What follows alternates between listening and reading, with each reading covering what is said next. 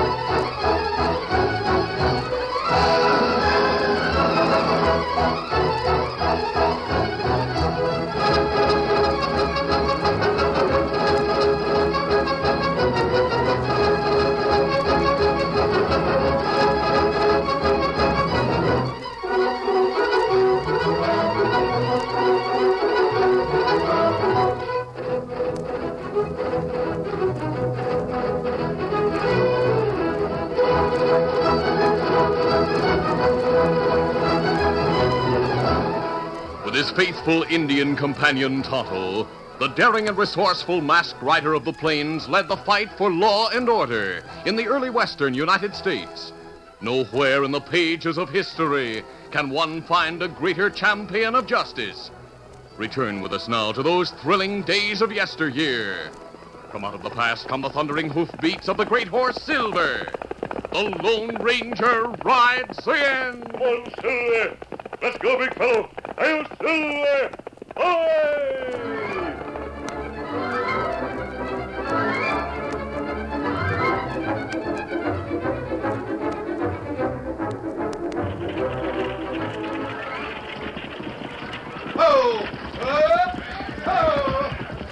As the Saturday afternoon stage rolled to a stop in front of the express office, the bar end crew poured out of the cafe to shout their greetings to the driver. But when the door of the stage opened and the dude stepped down, every one of the cowboys lost their voice. For a full minute, they stared at his clothes, at his gray top hat, at his gray suit with the flowered waistcoat, at his patent leather shoes. It was Mike Gary, the foreman, who broke the silence. Yippee! Look who's come to town. It's Beau Brummel himself. Looks like he stepped right out of a ballroom, don't he, eh? Why, boys, I'll bet you he's come here to teach us how to dance. How about that? Why, sure. All he needs is a little music. All right, lift up your heels and caper, Beau. I said dance. The bullets kicked up the dust at the dude's feet, but instead of obeying Mike's command, he took off his hat and coat and threw them on the ground.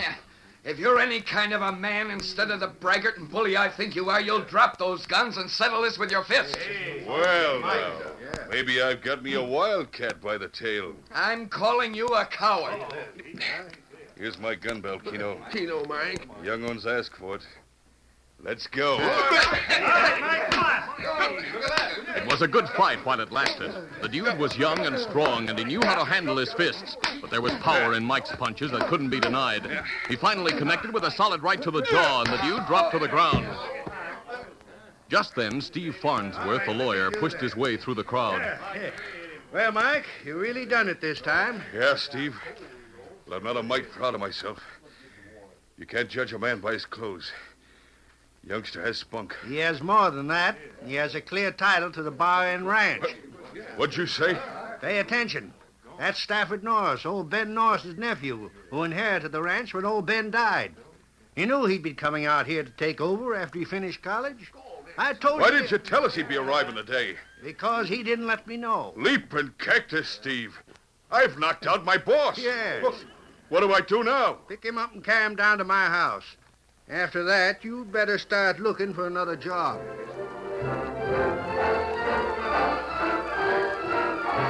It It was not until a month later that Mike left the Bar Inn, however.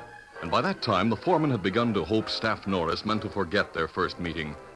But one day, Staff called him into the office at the ranch and said, Mike, I've decided to let you go. That's so? Yes, and I want to be perfectly honest with you. I know that you've been here a long time, and my uncle thought a lot of you. We started out on the wrong foot. I didn't like the way you acted that first day. And neither did I. But that isn't the main reason for letting you go. I've been investigating the way different ranches are run in the valley, and your methods don't measure up to standard. Whose standard? The Flying W's. Now, what does that mean? Nothing. You don't like Rex Walton, do you? No. Is it because he's too civilized? He's a little too slick for my taste, that's sure. He's made a great success of his ranch. He's taken me into his confidence, and he tells me that the Flying W makes twice as much as the Bar Inn. Well, I'll admit he spends an awful lot of money. He makes a lot of money. Is it by raising cattle or stealing it? Are you accusing Walton of being a rustler? There's always been a lot of rustling in 100 Mile Valley, but whoever's behind it has always left the Bar Inn alone. And that's because your uncle hired men who weren't afraid of a fight. We're a little rough, maybe, but we protected his property. The property that's yours now. It's yours to run the way you feel like. And since I'm no longer your foreman, I suppose I have no right to offer my advice. You can save it, Mike, if it has anything to do with Walton. He's my friend, and he's promised to help me reorganize this outfit. The first step being to get rid of me. Yes. Who has he suggested to take my place? Well, for the time being, I'll take your place. You haven't had much experience. None at all. I'll be using Walton's experience. Uh-huh. Well, boss, the boys have had an idea you might not be keeping me on. There's 5 of them. Keno, Shorty, Pete, Roof, Memphis. They'll want to be moving on when I do. I wish they wouldn't. They're good men. You'll need them. But I haven't been able to change their minds. This doesn't surprise me. Rex told me they'd be leaving if you did. Send them in, I'll pay them off. And here's your money, Mike. I've added an extra 6 months in lieu of notice. No, thanks, boss. My time is all I want. You'd better keep the extra money. If you're going to take up with all Walton's fancy ideas, you'll need it. And I wouldn't count too much on his friendship.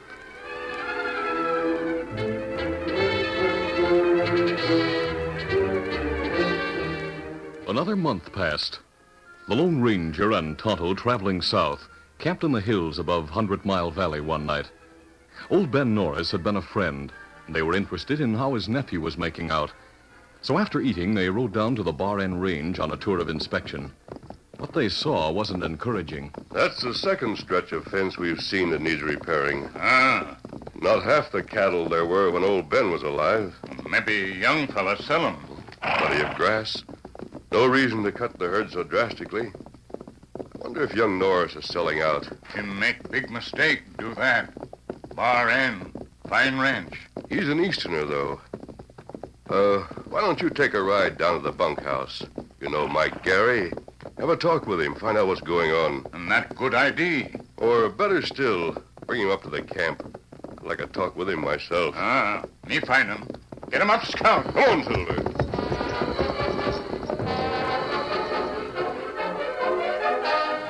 Tonto learned that Mike was no longer with the Bar Inn, and he found him in town lounging on the hotel veranda. The ex-foreman welcomed Tonto and his invitation to visit the Lone Ranger's camp. He rode into the hills with him, and the 3 men sat around the campfire until nearly morning as Mike described the events of the past few months. So, after he got rid of me and Keno and the others left with me, the youngster took on some new hands. Men that Walton recommended. They're a mangy crew. We noticed the fences weren't in very good repair. But what about the cattle? There's so few of them. Rustlers? You're sure? I've seen the signs. 50 head one time, 100 head another. They're stealing the youngster blind. Who is? Any idea? I say it's Walton. Have you tracked any of the cattle to the Flying W range? No, the tracks all lead to the south, the Badlands. No following a trail through them. Mike, in spite of the fact that you don't work for the Bar Inn anymore, you still seem to be interested in the ranch. Why? Well, I worked there a long time. Any other reason? I like the boy. I can't help feeling that what's happened is all my fault. We hadn't started out all wrong, and I'm to blame for that. he wouldn't have got so thick with Walton. You accuse Walton of being a crook. I sure do. Why? I have no proof, if that's what you mean. What would you do if you found proof? Tell the sheriff, maybe? Though he's too spineless to relish tangling with the Flying W crew. There'd be no sense in telling Staff. He just wouldn't believe me. Maybe it's just none of my business. Where are Keno and Shorty and your other old hands? Yeah, they're around. Working? Not regular. Why haven't you taken another job? I don't know. How would you all like to work for the Bar Inn again? Yeah, that won't happen. There won't be any Bar Inn before long. But if you could save the ranch, if you could stop this rustling... Well, we could stop it. Then why don't you? Well, I was fired. The others quit. That doesn't answer my question. Why don't you and your old hands get together and stop this rustling? Staff wouldn't. Staff wouldn't have to know anything about it. Get your men together and bring them up here. Tonto and I'll help. We could guard the Bar Inn ranch as it's never been guarded before. Hey, why don't we do that? I have money. I can buy grub for everybody. You won't have to worry about that. Sure. That's what we all want to do. Save the ranch. Give the youngster a break. Get the goods on Walton. But it'd be better if we made our camp in one of the canyons on the south side of the valley. If that's where the rustlers have been working. Yeah, it is. Catch them red-handed. Ventilate their ornery hides. Why should I be lazing around that hotel veranda when there's work to be done? It's a great idea. We'll pick a new campsite tonight. And I'll round up the boys the first thing in the morning. When I explain to them who you and Tonto are and that you'll be riding with us, there'll be no holding them.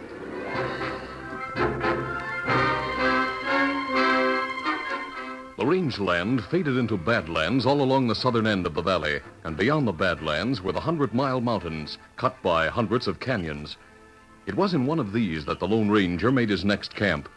And the following night, Mike and all the old hands from the Bar Inn gathered around the campfire. The men were glad to be together again, but their eager talk was cut short by Tonto. Oskan, fella. Oh, Tai Kimasabi. Aye. Men drive cattle south from Bar Inn Range. Did you hear that, you ornery sidewinders? Into your saddles. Easy steady, big fella. How many men, Tonto? How many head of cattle? Only 2 men, maybe 20, 30 head of cattle. There's plenty time to stop 'em before them cross Badlands. Follow the masked man and the Indian. Come on,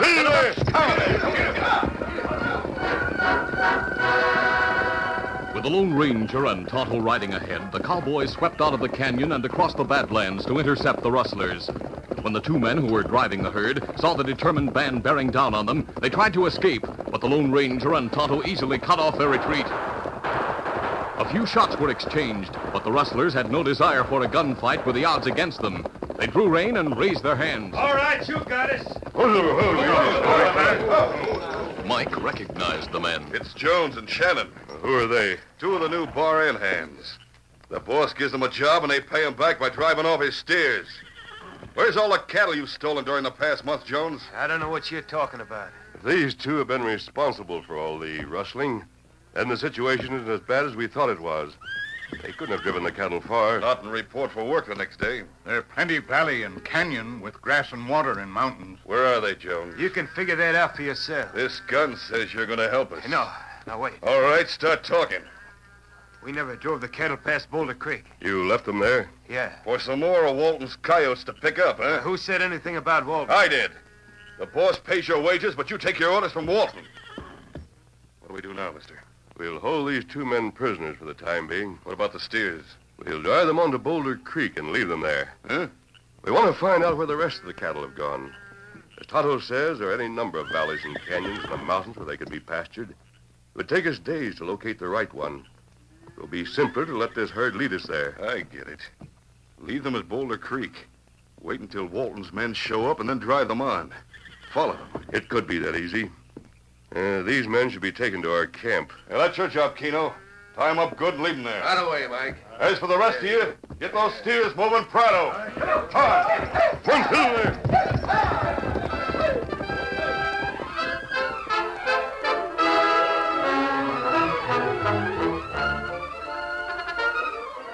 The curtain falls on the first act of our Lone Ranger adventure. Before the next exciting scenes, please permit us to pause for just a few moments.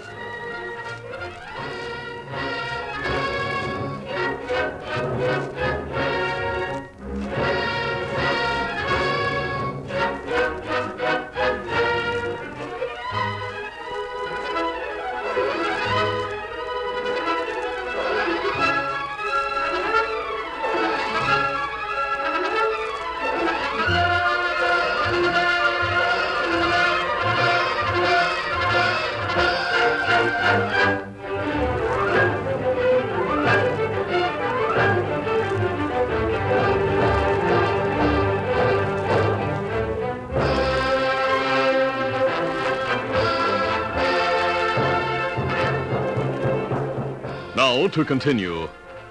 The herd was driven to Boulder Creek, and Tonto was left behind to watch it from the cover of a small woods above the creek. The Lone Ranger and the others returned to their camp to get some sleep. The following morning, when Staff Norris discovered that 2 of his hands and more of his cattle were missing, he rode over to the Flying W. Rex Walton saw him coming and welcomed him from the veranda of the huge ranch house. Oh, boys, steady. Good morning, Staff.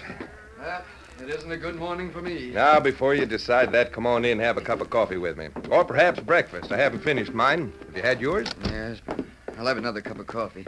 I've been thinking about the situation at the Bar Inn. So have I.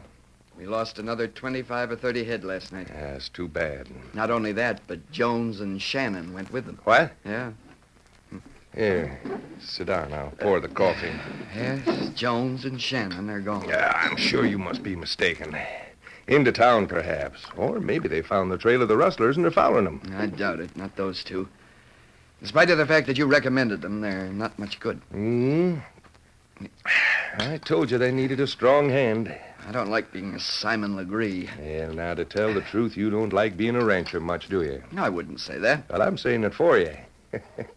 There's nothing to be ashamed of in admitting it. It just isn't your country. It's wonderful country. Oh, you were raised in the East. You went to college. You're used to a different sort of life. Staff, I've decided to make you an offer for the Bar Inn. You want me to sell out? Why, with that money, you could go to Europe. You could do anything you cared to. Think of it, Staff. Paris, London, the good times you'll have. I'll give you $20,000. 20,000? That isn't much for the Bar Inn. In its present condition, it's a great deal. But out of friendship, I'll make the price 25. Well, that still isn't much. It's generous, considering the size of your herds. They'd be twice their size if I hadn't made a big mistake. Mistake? I was a fool to think I could run the ranch myself, even with your help. I was wrong to fire Mike and take on new hands who had no interest in the place. I was all wrong. But it isn't too late to do something about it. Such as? Go to Mike and ask him to come back. You do that after the way he's been laughing at you? I deserve to be laughed at. Nah, don't be hasty. You're worried because... Oh, excuse me, Staff. One of my men just rode up. Gotta have a little talk with him. I'll be getting on. No, wait here. I haven't finished. I'll be right back.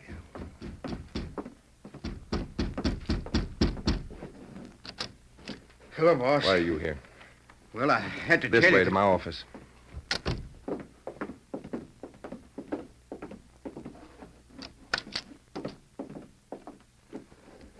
Now then, before you start, I want to know if you've seen Jones and Shannon. Well, I didn't see him, but they drove a small herd to Boulder Creek last night. At least the cattle were waiting for us when we got there this morning. Pete and Smitty drove them on to the valley, and I came on here Why didn't they go back to the Bar Inn? Who? Jones and Shannon, of course. I'll forget about them. They probably got thirsty and went into town. I wanted to tell you we got all the steers we can handle in that valley, boss. Over 1,000 head. If you're going to run off any more of the buy-in stock, we'll have to find another place for them. And that means more men. Well, not many. 2 or 3. Now, there's a valley to the west, almost as well hidden as the one We're not running off any more stock. Oh? You made a deal with young Norris? He's going to sell? No. But I thought... He's going to bring Mike Gary back. Oh, not so good. Stubborn young fool. He doesn't have sense enough to quit. Wait a minute. I have an idea. What's that? He doesn't want to quit. All right? I'll persuade him that he and I should make one last attempt to find the rustlers' hideout in the mountains. And what's more, we'll find it. I'll take him to the valley. Boss! He'll never leave it alive. And my story to the sheriff will be simple. Outlaws surprised us. Norris was shot. That's all. With him out of the way, I'll get the Bar Inn cheap.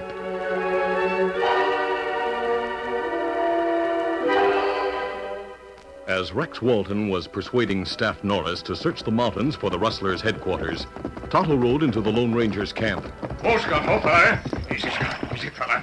Well, Tonto, anybody show up? 3 men come to Boulder Creek. 1 ride north.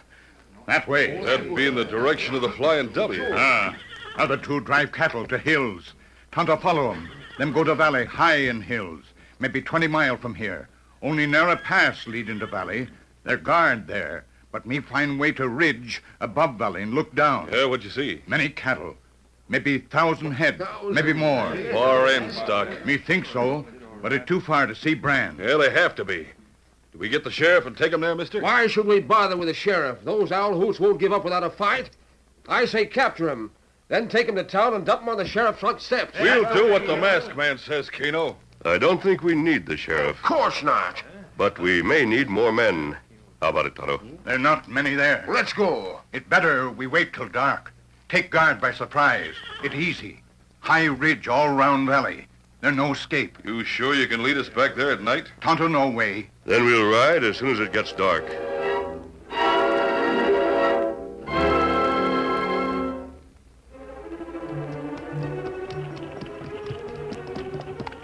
It was after midnight when the Lone Ranger, Tonto, and the Bar End cowboys reached the ridge that circled the secret valley. Those will be good, big fella. There was a full moon, and they could see the great herd of cattle down below. In the middle of the valley, there were men seated around a campfire and horses grazing nearby. Tonto pointed to a narrow opening at one end. There, pass. If we can surprise the guard, the rest should be easy. Mike, once we're inside the valley, we'll split up. Keep to the shadows on either side until we're opposite the campfire. Then we'll close in. Good idea. Don't look to be more than 10 of them. A couple of more riding toward the fire. Even so. Should we get started? Now, just a moment. I want to look at those two men who just rode up through the binoculars. The big one looks like Walton. Hey, that'd be luck if we could round him up with his hired hands. Let's see. Yes, it is Walton. He's holding a gun on the other man. Here, take the glasses, Mike. Yeah, sure. I've never seen young Norris, but from the way you've described It him- is. It's the boss. Walton's holding a gun on him? Yeah, we got to get down there fast, mister. Look! As they watched the men around the campfire, they saw young Norris suddenly wheel his horse and ride hard toward the steep slope directly below them. He's trying to get away.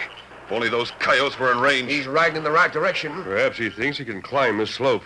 Maybe. They'll pick him off easy. There's plenty of cover.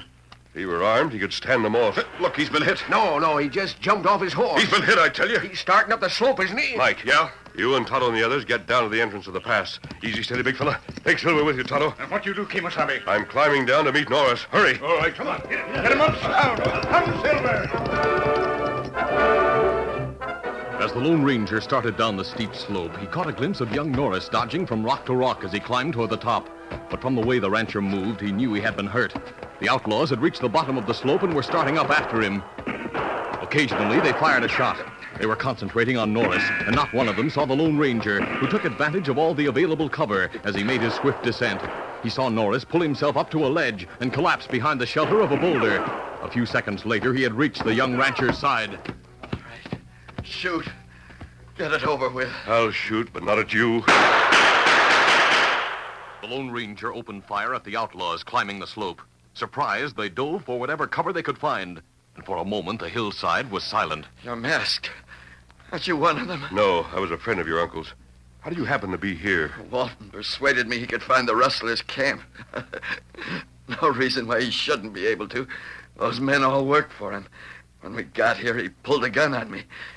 If he hadn't wanted to brag about how smart he was and gotten careless, I'd be dead now instead of just... Oh. You've been hit? A couple of times.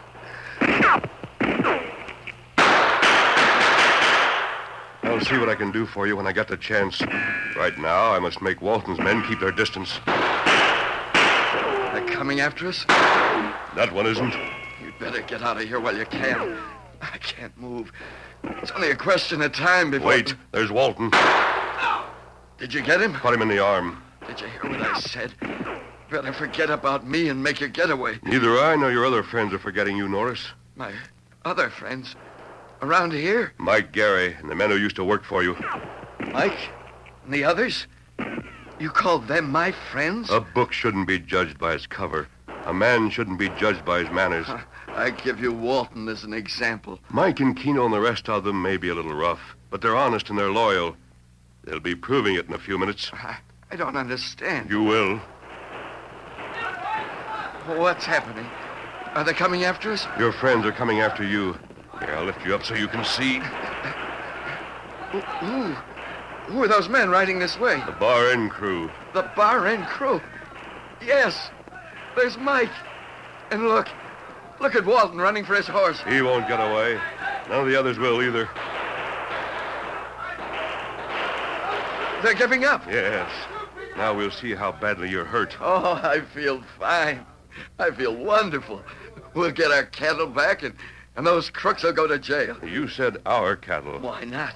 Those boys, they're the bar end as much as I am. Easy now, easy. Let's see. Your shoulder. Yes, your leg. We'll have you fixed up in no time. Are you all right, boss? I'm fine, Foreman.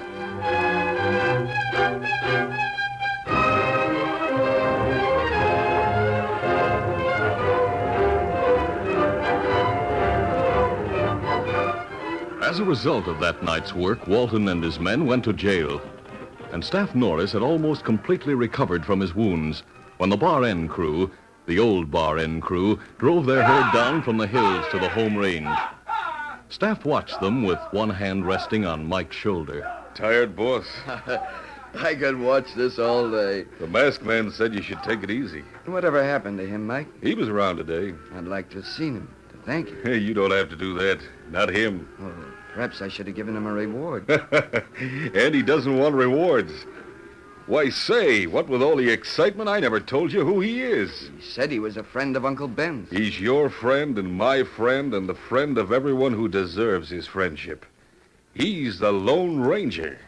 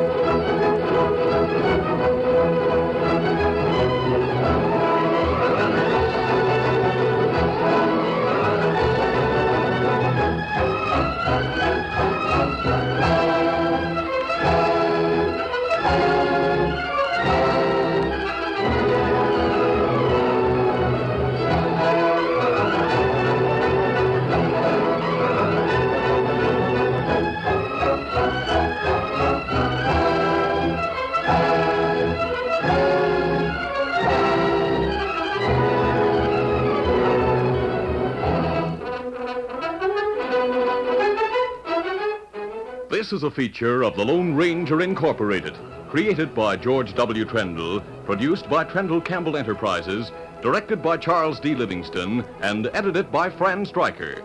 The part of the Lone Ranger is played by Brace Beamer.